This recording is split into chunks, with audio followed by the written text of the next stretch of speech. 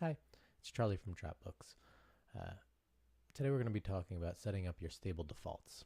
So before we start adding horses, we'll set up these defaults, and 5 minutes here can save you a ton of clicking down the road. So everything in this video is going to live on this stable page right here in the sidebar.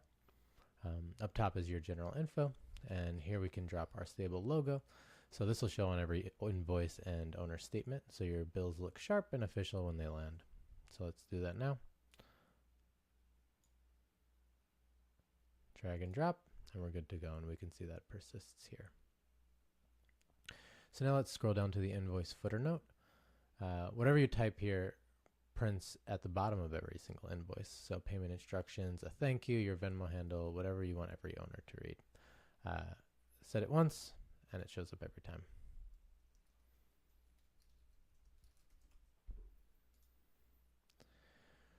Here's a big one, recurring expense defaults.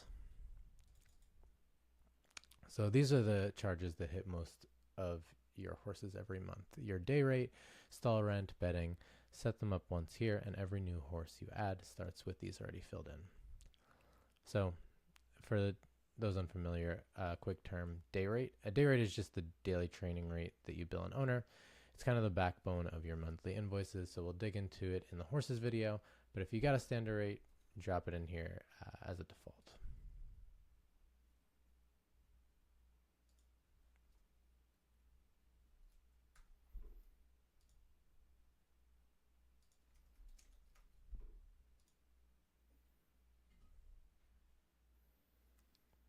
Now, purse distribution. So when a horse hits the board, the track's purse gets split into a few different pieces across the finishers. First gets the biggest cut, then second, third, and on down.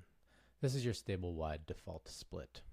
You can override this for a track or even a single race later.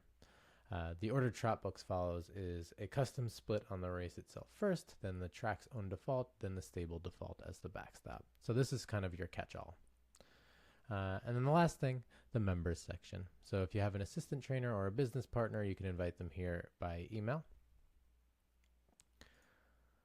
An admin can change everything. A trainer handles the day-to-day, but can't touch settings. And there's also an owner role. That's the read-only owner portal, and we'll cover that in the very last video. So that's your foundation laid.